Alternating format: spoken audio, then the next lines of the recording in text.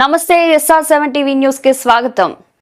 మాజీ మంత్రి సింగిరెడ్డి నిరంజన్ రెడ్డి మీడియా సమావేశం నిర్వహించారు. ఉగాది పర్వదినం సందర్భంగా ప్రజలకు శుభాకాంక్షలు తెలిపారు. అనంతరం నియోజకవర్గంలోని పలు సమస్యలను ముఖ్యమంత్రి రేవంత్ రెడ్డికి లేఖ ద్వారా తెలియజేసినట్లు తెలిపారు. అధికారులు ప్రజల పక్షాన నిలబడాలి గాని రాజకీయ నాయకుల కొమ్ము కాయకూడదని ఆయన అన్నారు. రైతు భరోసా పేరుతో ప్రభుత్వం రైతులను మోసం చేసిందని విమర్శించారు. 9,000 కోట్ల నిధులు సిద్ధంగా ఉన్నాయని చెప్పి 3 సీజన్లుగా రైతు భరోసా ఇవ్వకుండా ప్రభుత్వం ఎగ్గొట్టిందన్నారు. రైతులు ఇప్పుడు రైతు భరోసాపై ఆశలు వదులుకున్నారని పేర్కొన్నారు. ఈ సమావేశంలో గట్టు యాదవ్, వాకిటి శ్రీధర్, నందమల్ల అశోక్, లక్ష్మారెడ్డి, ఎద్దుల కరుణశ్రీ, కృపానాయక్ తదితరులు పాల్గొన్నారు. SR7 టీవీ రిపోర్టర్ వనపర్తి జిల్లా ఇన్ఛార్జ్ KP రెడ్డి. ఆ రోజు అక్కడ ప్రెస్ మాట్లాడినా వచ్చింది. మళ్ళీ ఒకసారి ఈ సందర్భం కూడా తెలియదని ముఖ్యమంత్రి గారికి విజ్ఞప్తి చేస్తున్నా. దయచేసి ఉన్నత విద్యా సంస్థలు వాటి అభివృద్ధికి సహకరించండి తప్ప ప్రత్యామ్నాయ మార్గాలు ఉన్నా సరే అవి వదిలేసి కక్షకు మొండిగా మేము తలపెట్టినటువంటి ఆ యంగ్ ఇండియా స్కూల్ అనేటువంటి దాన్ని తెచ్చి మెడికల్ కాలేజ్ క్యాంపస్లనే పెడతామనేటువంటి మూర్ఖత్వానికి పాల్పడవద్దు అని చెప్పి కోరుతా ఉంది. బాగా కట్టండి యంగ్ ఇండియా స్కూల్. నాగవరం కాడ అగ్రికల్చర్ కాలేజ్కి కేటాయించిన 30 ఎకరాలు ఉంది. అది అగ్రికల్చర్ వాళ్ళు మాకు వద్దన్నారు. అక్కడ కొంత పోర్షన్ తీసుకొని ఎంత పోర్షన్ అవసరం అంత ఆడ తీసుకొని కట్టండి. లేకుంటే ఖాసిం నగర్ పాటకు చంద్రగుట్ట ఉంది, కంప్లీట్ ఓపెన్ ల్యాండ్, అది గవర్నమెంట్ ల్యాండ్.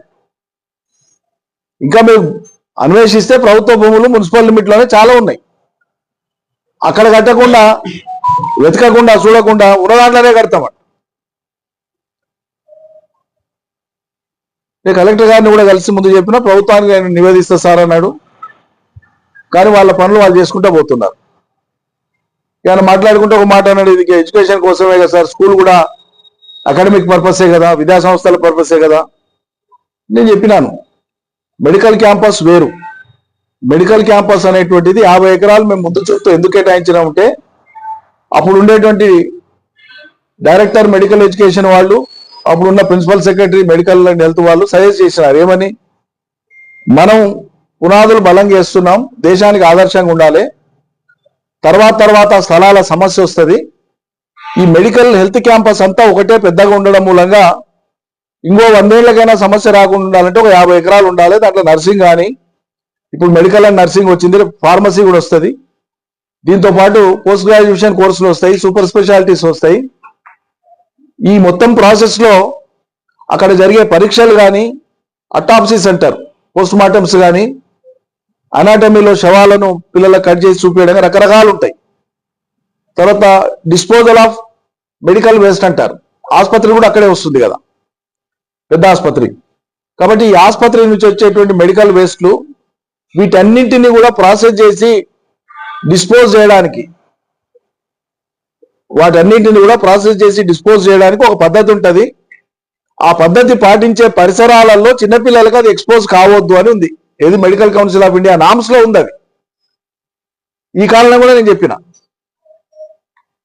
రేపు యంగ్ ఇండియా స్కూల్ పెడితే ఇక్కడంతా చిన్నపిల్లలు ఉంటారు, భవిష్యత్తులో వాళ్ళ ఆరోగ్యానికి అది హానికరం, మంచిది కాదు అని చెప్పిన. ఈ క్యాంపస్ లాగే ఉంచండి, దీనికోసం సపరేటింగ్ యాడ్ అని కట్టండి. దాని మీద ఉరుకులేదు పలుకులేదు. అందుకే ముఖ్యమంత్రి గారికి లెటర్ పెడుతున్నాను. ఇప్పుడు స్పందిస్తారా లేదా చూద్దాం, స్పందిస్తారని ఆశిస్తున్నాం. ఇంకో తోన కట్టండి అంటున్నాం, మేము అభినందిస్తాం బ్రహ్మాండంగా. ఇంకో తోన కడితే ఎందుకొద్దంటాం? మన ప్రాంత ప్రజలకు ఉపయోగపడేది ఒకటి వస్తుంది. అప్పుడు